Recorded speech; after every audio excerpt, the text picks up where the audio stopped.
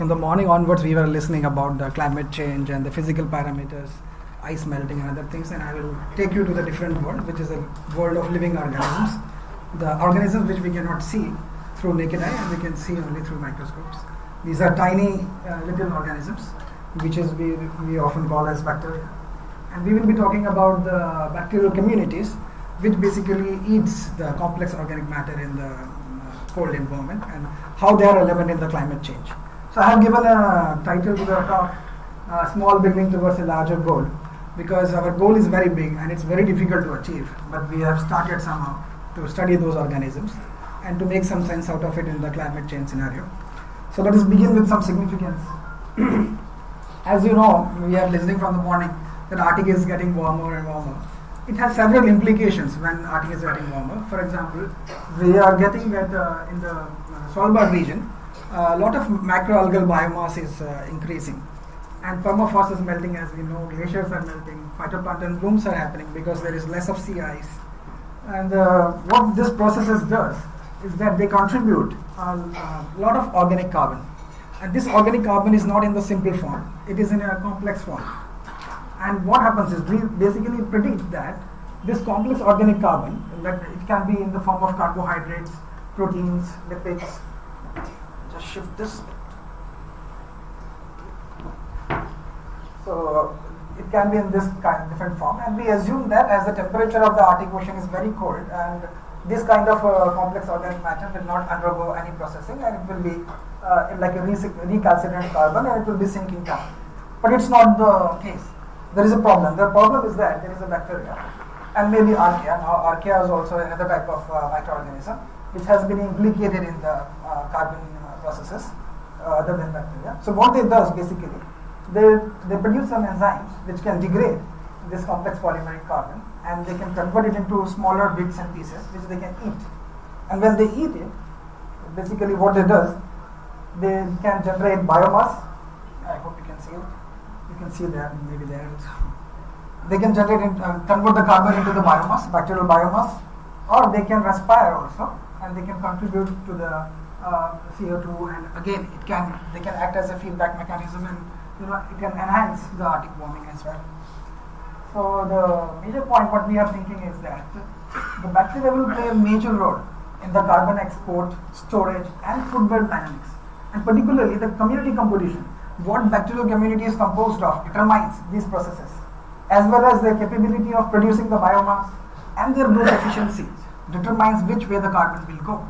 And then we can determine what is the impact of these microorganisms in the future climate change scenario.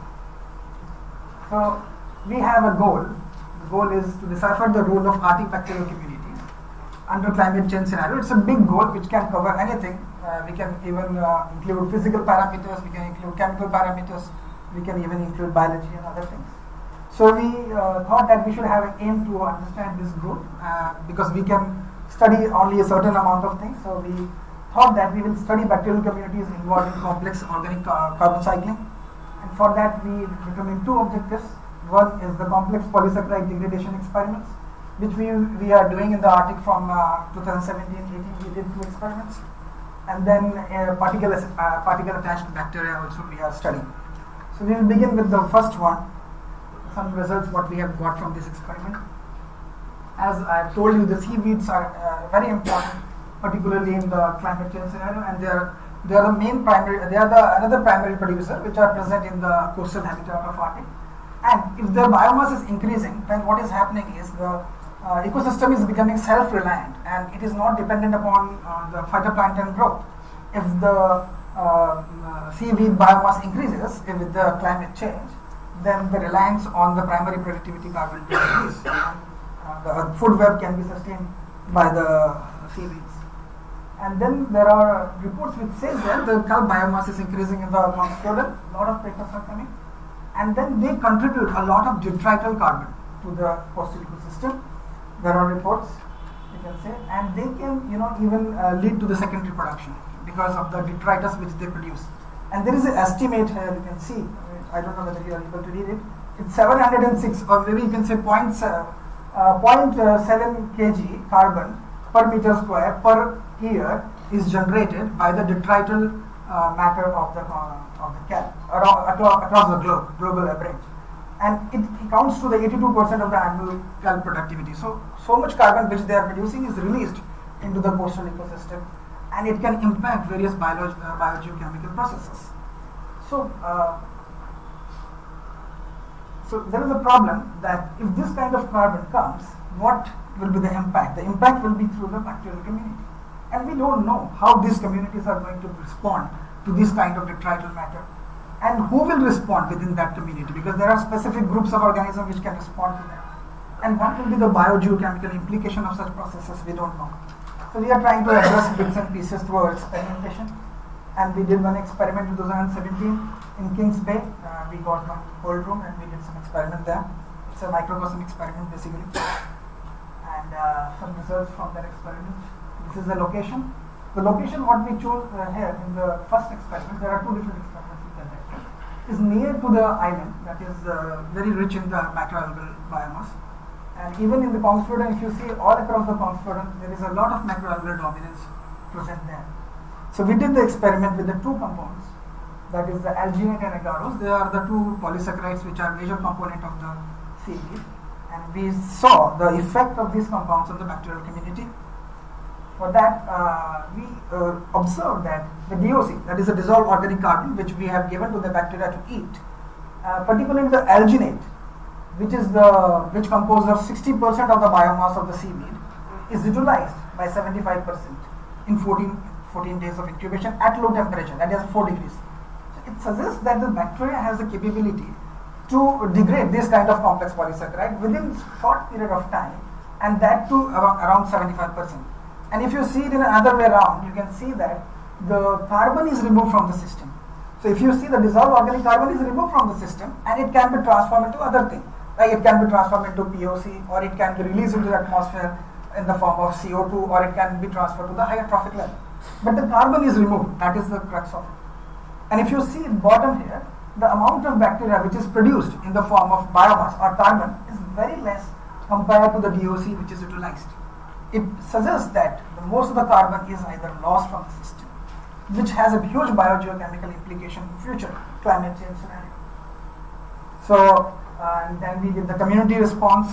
We did it through next generation sequencing technology, and we removed the DNA from the system, and then we analyzed through next generation sequencing, and we came to the conclusion that there are certain group of organisms such as rhodobacteria. This is very specific. I'll just highlight it. These are the certain groups of bacteria which are marked with asterisks. They are more predominant in those experiments where we added this kind of complex polysaccharides. So we found that there is a species-specific response also when we added this kind of polysaccharide, which has again implications when we convert it into a bigger picture. So this paper is under preparation. We have not communicated it yet, but yeah, the conclusion says that despite low temperature, bacterial community is able to degrade this kind of complex polysaccharides, and we identified certain indicator taxa which we can use when we want to study the future climate change scenario. And the second work which we are doing is dynamics of particle associated and free living community in Kongsfjorden. Why particle associated, you will ask me? Because most of the carbon which sinks to the bottom of the ocean is in the form of particles, and the bacterial community which survives on this particle controls the export or the flux of the carbon through the water. So there, 1 minute. Yeah, sorry. Okay, I have to just go fast and okay. So this is what we are doing in the Kongsfjorden. We collected some samples. The only thing is that bacterial community composition controls the carbon where it is going to go in the future climate change scenario. So the question is whether climate is good or bad. So if you see, climate change forces human beings or biological beings to evolve, and they can do a lot of things: evolution, adapt, and sustain. But human beings evolve very slowly as compared to the microorganisms. Microorganisms, can evolve faster, and they can adapt, and they learn to sustain better than us. And that is how, if they do that under climate change scenario, then we have we have new bacteria, new capabilities which we can harness to make some good enzymes. We can do some novel drugs. We can use it for the welfare of the human beings as well. So in that case, if you see, climate change with respect to bacteria is giving us opportunity to look into the untapped diversity and use it for the betterment of the humankind. With this, I end my presentation. Thank you, and Jain.